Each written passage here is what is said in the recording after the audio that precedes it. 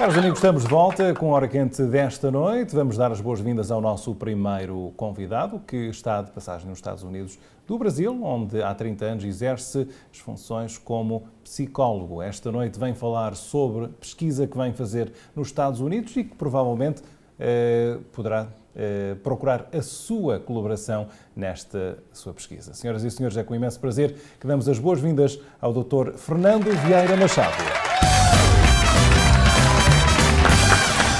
Dr. Machado, seja bem-vindo. Muito obrigado.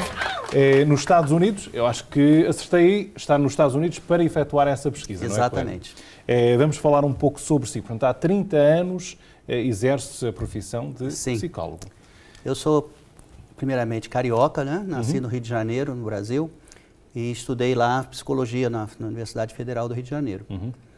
Tempos depois, eu me mudei para Brasília e eu complementei um outro estudo na área de relações internacionais na Universidade de Brasília, e com essa preocupação também de fazer meu serviço, meu trabalho como psicólogo no estrangeiro.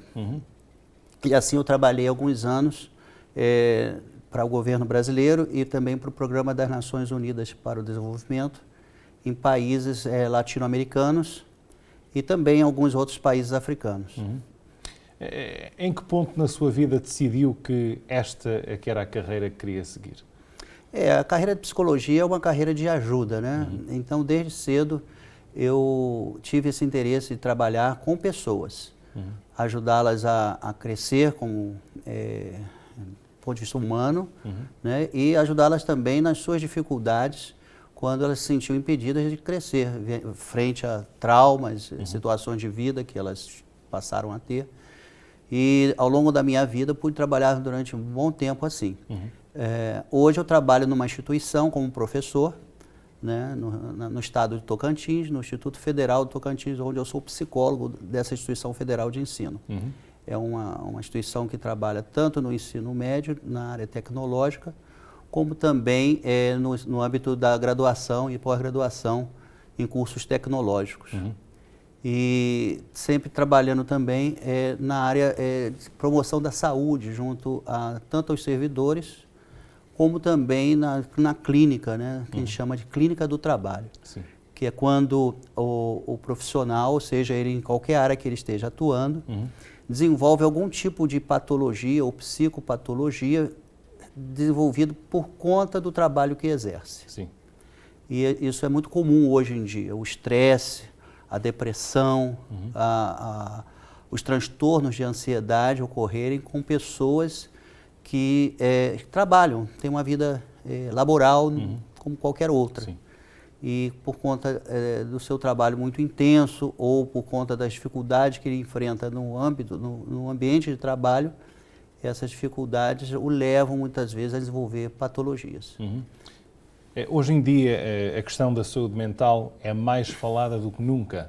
Não sei se porque as pessoas são mais abertas a admitir que possivelmente têm, ou porque a classe médica também está a abordar de forma diferente a situação. Mas para quem já exerce essa profissão há 30 anos, você provavelmente tem visto muitas evoluções ao longo dos anos. Por que é que você acha que hoje há tanta atenção em saúde mental?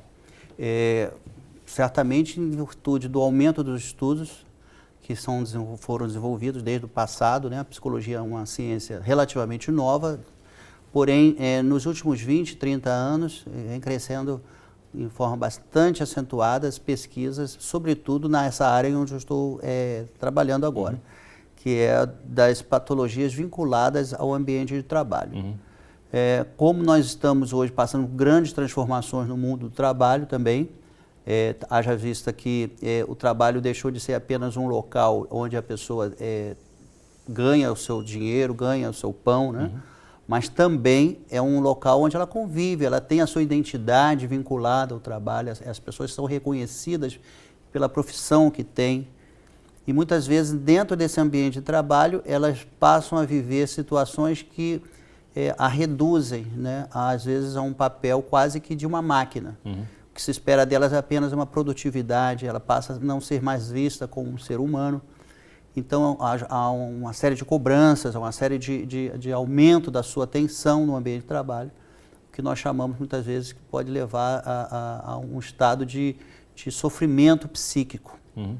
Então há estudos muito interessantes e com o qual eu compartilho, em que o trabalho leva a um sofrimento patológico. Esse sofrimento são as vivências que ele tem no ambiente de trabalho, que são vivências que aquilo que se espera que ele faça, muitas vezes ele não consegue alcançar, ele não consegue fazer. Então essa distância entre o querer fazer e o que ele de fato entrega, o que de fato ele produz, leva a uma frustração muito grande, a um sentimento de frustração, de não pertencimento àquele mundo mais. Além disso, existe também no ambiente de trabalho o que nós chamamos de acometimentos extraordinários, por exemplo, o assédio moral, quando uma pessoa é submetida a humilhações constantes. Esse assédio moral faz com que muitas dessas pessoas desenvolvam patologias, levando inclusive à depressão e ao suicídio no ambiente de trabalho. Você acha que o mundo do trabalho está a mudar ou os seres humanos é que estão a mudar? O que é que está a contribuir mais para esse fator da saúde mental? As duas coisas acontecem, né? Porque o ambiente de trabalho é cada vez mais competitivo, quando deveria ser mais cooperativo. Essa discrepância, essa distância entre a cooperação e que leva a uma competição sempre acentuada, muitas vezes leva as pessoas a adoecerem no ambiente. Um outro aspecto é com relação às pessoas. Muitas pessoas já vão para o trabalho com seus traumas internos, né, desenvolvidos em ambientes familiares, às vezes hostis, ou numa sociedade que muitas vezes está doente. E ao chegar no ambiente de trabalho, que é um microcosmos, né, ele reproduz aquilo que ele também traz dentro da sua família ou traz da sociedade. Então, eu diria que é uma combinação dessas duas forças, né? As forças internas, que já são adoecedoras, e as forças externas que levam à patologização do indivíduo e daquele grupo, né, daquele ambiente de trabalho. A sua profissão também e os casos que tem cruzado ao longo dos anos também o tem levado a escrever alguns livros ao longo da sua carreira, não é verdade? Sim, tenho escrito livros e artigos sobre esse tema. Sobre esse tema específico? Sim, mais recentemente tenho escrito no grupo social que eu estou estudando aqui nos Estados Unidos, que são os imigrantes. São pessoas que vêm para o país com o intuito de trabalhar, né, que é o grande sonho, né, de ao trabalhar, prosperar, viver uma vida melhor do que aquela que ela vivia no seu país de origem. E muitas vezes se submete a situações extremamente penosas para ela. Primeiramente é a vinda para um país que muitas vezes é estranho a ela. Começa pela língua, que não é uma língua nativa, então ele tem dificuldade de conhecer o país, de ter comunicação no país e de se estabelecer no país. A segunda dificuldade tem a ver com as questões relacionadas ao trabalho em si, né? Vem para trabalhar em áreas que ele não trabalhava no seu país de origem. Então ele tem dificuldade da operacionalidade, tem que aprender uma nova profissão, aprender um novo ofício. E tem as questões relacionadas, sociais, né? Relacionadas ao trabalho. Ele vai receber menos, porém ele acha que este menos, frente à questão da moeda, da economia, ele acha que esse dinheiro vai ser melhor do que o que ele ganharia no país de origem. Então, essa busca desenfreada por uma prosperidade e submetendo a condições muitas vezes hostis, difíceis e às vezes até excludentes, né? Porque essa exclusão se dá também em função de que nem sempre o país que o recebe lhe oferece as condições que ele consideraria ideais, que seriam as ideais para se trabalhar, né? Uma das questões que está sempre sendo discutida é a questão da legalização, da legalidade desse imigrante. Esse imigrante que vem e não tem, às vezes, a documentação de registro no país, né, que autoriza o trabalho. Então, ele se submete ainda mais a situações de exclusão, de humilhação. Além disso, porque ele trabalha muito, ele também não tem condições ou não tem ainda aquela habilidade para procurar ajuda. Ou seja, ele desconhece o que fazer quando ele começa a adoecer. A quem ele deve recorrer, como ele deve recorrer, o que ele vai dizer, o que ele vai contar àquela pessoa, um profissional, um médico ou um psicólogo sobre o seu sofrimento. Então ele não consegue fazer isso. E muitas vezes, por essa razão, ele acaba sucumbindo à doença, né? Ele se afasta do trabalho e acaba não alcançando aquele objetivo para o qual ele teria vindo para cá. E é precisamente esse tema que o traz aqui aos Estados Unidos e para fazer uma série de pesquisas, não é, estudos sobre a vida do imigrante, principalmente a imigrante brasileira nos Estados Unidos da América. Isso. Explica um pouco mais em detalhe esse O fenômeno da imigração ocorre em todo o mundo.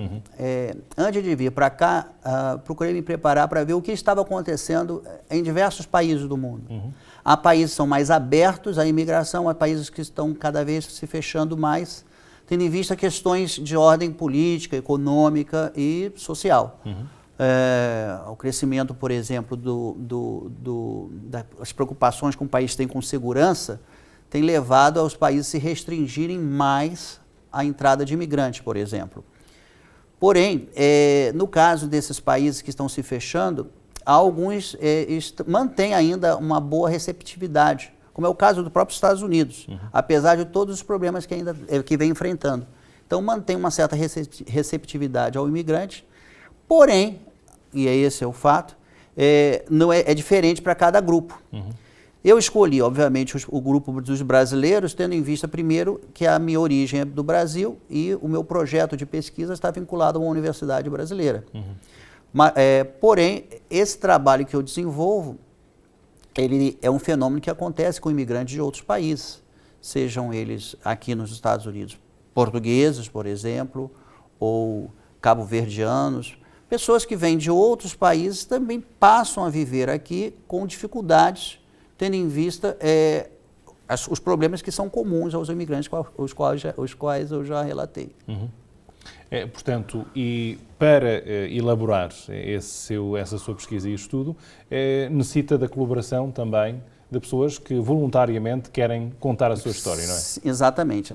As pesquisas, quando são desenvolvidas com pessoas, elas podem ser de duas naturezas. Existem aquelas pesquisas quantitativas, que é entregar um formulário para ela preencher, e tem aquelas pesquisas de natureza qualitativa, quando nós queremos ouvir a história de vida do indivíduo, né? A pessoa vem e conta para nós o que ela está vivendo. Eu faço isso de uma maneira individual e coletiva. Então, as pessoas que tiverem interesse em participar da pesquisa, isso é importante eu fazer esse anúncio, elas devem me procurar através de um telefone que vai ser colocado depois. Exato, e já vamos colocar em rodapé. E elas vão participar de uma seleção de voluntários. Esses voluntários terão total proteção de sigilo e confidencialidade para a participação da pesquisa. E, uma vez feito esse trabalho, elas vão, de seleção, elas vão participar de um grupo que vai se reunir alguns dias na semana, né, durante um período, para ter esse momento de clínica do trabalho. Esse momento tem um duplo efeito. Ele tem um efeito, primeiro, para nós da pesquisa, porque nós vamos conhecer as histórias dos imigrantes, e depois disso nós vamos produzir um documento que vai ser validado pelos próprios imigrantes, né, que vão participar, eles vão confirmar essa história que vai ser relatada. Mas tem um efeito também para o próprio imigrante, que é um efeito de transformação. Aquele sofrimento que eu me referi, patogênico, passa a ser um novo tipo de sofrimento, vai ser um sofrimento criativo. Porque o sofrimento sempre existe no ambiente de trabalho, mas nós podemos transformar essa fase patogênica em um momento agora de prazer e bem-estar. Nós quem? Os próprios imigrantes. Então esse processo de mobilização subjetiva e coletiva produzida por esse grupo irá levar ao alcance de ideias, de soluções, de propostas lançadas por eles mesmos, para que o que fazer, como fazer e quando fazer no seu ambiente de trabalho, aquelas propostas que eles mesmos levantarem nessas reuniões, nesses grupos de trabalho, que serão feitos nessa ocasião da pesquisa. Quero só enfatizar, Ricardo, quando eu me referi também à Universidade Brasileira, né, e isso é fundamental no meu trabalho, é que eu estudo na Pontifícia Universidade Católica de Goiás, onde eu desenvolvo meu programa de doutorado. E a universidade, então, ela que aprova esse meu projeto, né, e pelo qual eu venho para cá fazer essa pesquisa. Mas, obviamente, o fato de ter esse guarda-chuva, né, acadêmico, ele me resguarda também na minha ética, no meu trabalho que eu desenvolvo aqui. Exato. É isso. Portanto, qual é o perfil dos candidatos que está à procura para participar nesta pesquisa? Nós estamos percebendo que o perfil mais frequente são de mulheres, né, imigrantes brasileiras, que vêm para cá e que estão a desenvolver as suas atividades. Uhum. Há um grupo que é bastante numeroso de mulheres trabalhadoras, são as chamadas housekeepers ou house cleaners. Uhum. São as mulheres que trabalham em serviços de limpeza, né, sejam no ambiente doméstico ou no ambiente organizacional.